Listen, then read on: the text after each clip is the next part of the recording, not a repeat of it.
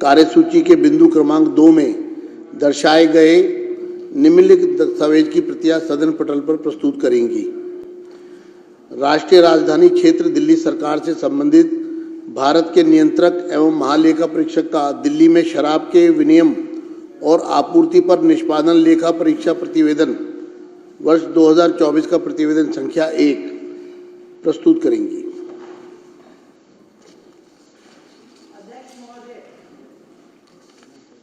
मैं आपकी अनुमति से राष्ट्रीय राजधानी क्षेत्र दिल्ली सरकार से संबंधित भारत के नियंत्रक एवं महालेखा परीक्षक का दिल्ली में शराब के विनियम और आपूर्ति पर निष्पादन लेखा परीक्षा प्रतिवेदन वर्ष 2024 का प्रतिवेदन संख्या नंबर 1 की प्रतियां सदन पटल पर प्रस्तुत करती हूं।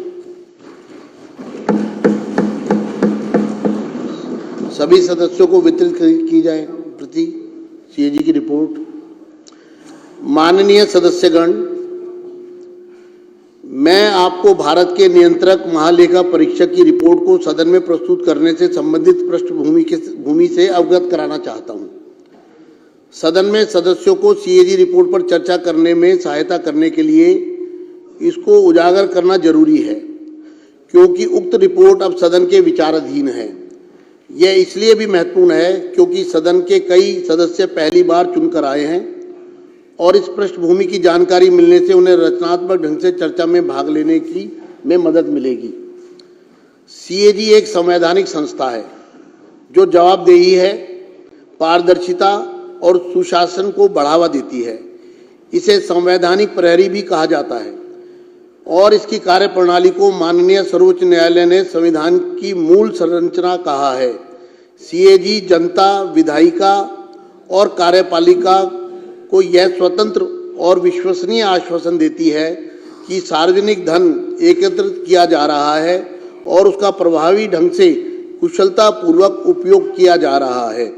यह आश्चर्यजनक तथ्य है कि वर्ष 17-18 के बाद से 2017-18 से सीएजी की रिपोर्ट को सदन पटल पर प्रस्तुत नहीं किया गया है। इस संबंध में विपक्ष के तत्कालीन नेता, अर्थात उस समय मैं विपक्ष का नेता था, के नेतृत्व में तत्कालीन विपक्षी विधायकों ने, जो इस सदन के सदस्य भी हैं, उसमें से 5 सदस्य हैं, ने सीएजी रिपोर्ट को सदन में प्रस्तुत करने के लिए माननीय राष्ट्रपति, तत्कालीन विधानसभा अध्यक्ष, तत्कालीन मुख्यमंत्री, वित्त मंत्री और मुख्य सचिव से अनुरोध किया था। राज्य की वित्तीय हालत के बारे में जानकारी प्राप्त करने के लिए बहुत जरूरी था। मैं इस बात से बहुत पीड़ित हूं कि सीएजी रिपोर्ट को दबा दिया गया और पिछली सरकार ने इस रिपोर्ट को सदन में प्रस्तुत न करके संवैधानिक प्रावधानों का जानबूझकर उल्लंघन किया। इस संबंध में मैं सदस्यों का ध्यान माननीय उच्च न्यायालय द्वारा रिट याचिका संख्या 1821/2024 में दिनांक 24 जनवरी 2025 को दिए गए अपने फैसले में की गई टिप्पणी की तरफ आकर्षित करना चाहता हूं। साथियों, ये जो सीएजी की रिपोर्ट आज प्रस्तुत की जा रही है, वास्तविकता में एक भ्रांति फैलाई गई जिसको मैं सदन के समक्ष स्पष्ट करना चाहता हूं कि रिपोर्ट स्पीकर को दे दी गई है, लेकिन हाई कोर्ट ने जो टिप्पणियां की है इस पूरे मामले में, उससे आपको स्पष्ट हो जाएगा कि सीएजी की रिपोर्ट को किस तरह से दबाया गया। हाई कोर्ट के फैसले में कहा गया 39 para 39, it would be supervised of the constitutional mandate to withhold these reports from the legislature for an inordinately long period after the same have been forwarded by the CAG to the concerned government। मैं इसका अनुवादित पक्ष पढ़ रहा हूं। इन रिपोर्टों को CAG द्वारा संबंधित सरकार को भेजे जाने के बाद इन्हें विधायिका से अर्थात सदन से सदस्यों से बहुत लंबे समय तक रोके रखना संवैधानिक जनादेश के विरुद्ध होगा। यह हाई कोर्ट की टिप्पणी है। दूसरा, it is quite evident, 41 para high court के फैसले का, it is quite evident that most of these CAG reports were kept pending with the respondent number 1 Delhi government, respondent number 2 chief minister for an inordinately long period of time. यह स्पष्ट है कि इनमें से अधिकांश CAG रिपोर्ट प्रतिवादी दिल्ली सरकार और प्रतिवादी मुख्यमंत्री के पास लंबे समय तक लंबित रखी गई। Para 43. It is also evident that the concerned respondent, Government of NCT, was remiss in forwarding the concerned CAG reports to the LG as mandated under Article 151(2) of the Constitution of India.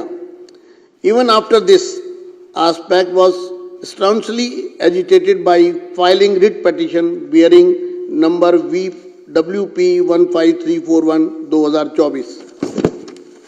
Court ने कहा, यह भी स्पष्ट है कि संबंधित प्रतिवादी दिल्ली सरकार ने भारत के संविधान के अनुच्छेद 151(2) के तहत उपराज्यपाल को संबंधित CAG रिपोर्ट अग्रेषित करने में लापरवाही बरती, जब जानबूझकर उसको रोके रखा, जबकि इस पहलू को रिट याचिका दायर करके जोरदार तरीके से उठाया गया था। अर्थात संविधान की अनुच्छेद 151(2) का खुला उल्लंघन हुआ और उस अनुच्छेद के अनुसार सरकार को यह रिपोर्ट LG के पास समय रहते भेजनी थी, लेकिन जानबूझकर सरकार ने रिपोर्ट को अपने पास दबाए रखा। ये हाई कोर्ट ने, ये जब आप लोग चर्चा में भाग लें तो आपको तथ्य आपके समक्ष होने चाहिए। Para 45. Even thereafter, the respondent, Government of Delhi, did not act with alacrity in the matter. इसके बाद भी दिल्ली सरकार ने मामले में तत्परता से काम नहीं लिया। कोर्ट में आने के बाद भी सरकार अड़ी रही रिपोर्ट को अपने पास दबा के रखने में। 46, ये हाई कोर्ट की टिप्पणियां पढ़ रहा हूं जो किस प्रकार से संवैधानिक शक्तियों का उल्लंघन हुआ है, किस तरह से रिपोर्ट को छुपाया गया है। 46. It is quite evident there has been an inordinate delay on the part of the respondent, Government of Delhi, in taking requisite steps for laying the CAG reports before the Legislative Assembly.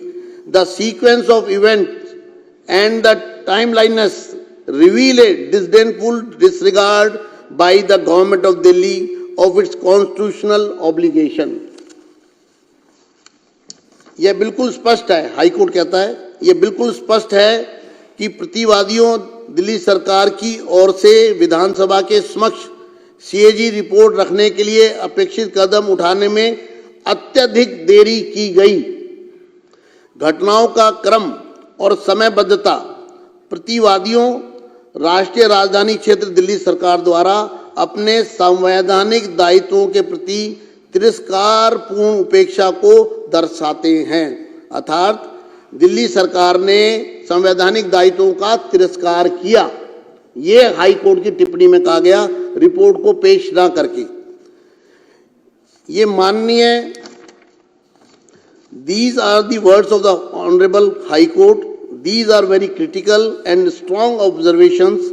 In para 49, the Honorable Court has said, it is directed that once the Legislative Assembly is constituted and summoned, pursuant to the upcoming elections, requisite steps shall be taken by the respondent, Government of Delhi, inter alia under Rule 24, 27 and 289 of the Rules of Procedure for the purpose of laying the CAG reports as expeditiously as possible. यह माननीय उच्च न्यायालय के शब्द है। यह बहुत ही गंभीर और कड़ी टिप्पणी है। इसके अलावा पैरा 49 में माननीय न्यायालय ने कहा है, यह निर्देश दिया जाता है कि आगामी चुनावों के बाद जैसे ही विधानसभा का गठन होता है और सदन को आहूत किया जाता है, दिल्ली सरकार द्वारा अन्य बातों के साथ साथ प्रक्रिया नियमों के नियम 24, 27 और 289 के तहत सीएजी रिपोर्ट को यथाशीघ्र सदन के पटल पर रखने के लिए आवश्यक कदम उठाए जाएं। अतः यह बहुत ही खुशी की बात है कि नई सरकार द्वारा माननीय उच्च न्यायालय के निर्देश के मद्देनजर और अपनी जिम्मेदारी को समझते हुए दिल्ली की जनता के प्रति पहले ही सत्र में पहले ही दिन आज सीएजी रिपोर्ट को सदन पटल पर प्रस्तुत किया जा रहा है। मुझे उम्मीद है कि सीएजी रिपोर्ट में दिए गए निष्कर्षों और सार्थक सकारात्मक विचार विमर्श करेंगे। आज हम एक रिपोर्ट ला रहे हैं, उसका कारण ये है कि ये वॉल्यूमिनस है, बहुत बड़ा, चूंकि ये पिछले कई वर्षों का बैकलॉग है और हम चाहते हैं कि दिल्ली की जनता के सामने सब चीज़ें बहुत स्पष्ट रूप से आए। इसलिए आज एक रिपोर्ट सदन के पटल पर रखी गई है और इसी तरह से आने वाले दिनों में दूसरी रिपोर्ट लाई जाएगी। मैं चाहता हूं इस रिपोर्ट पर सदन में कुछ सदस्य जिनके मेरे पास नाम आए हैं वो पूरी तरह आतुर हैं कि हम इस चर्चा में भाग लेना चाहते हैं सीएजी रिपोर्ट के बारे में। क्योंकि सीएजी की रिपोर्ट आज यहाँ पर ले हो गई है, इसलिए मैं इस चर्चा को ऑन करता हूँ। और क्योंकि ये मामला बहुत गंभीर मामला है, सीएजी की रिपोर्ट को दबाना एक तरह का क्रिमिनल ऑफेंस है मेरी नज़र में। तो इस पर सभी सदस्य अपनी भावनाओं को व्यक्त करना चाहते हैं। जितने सदस्य मौजूद हैं सभी की तरफ से रिक्वेस्ट आ रही है, लेकिन आज हम इसकी चर्चा शुरू करते हैं।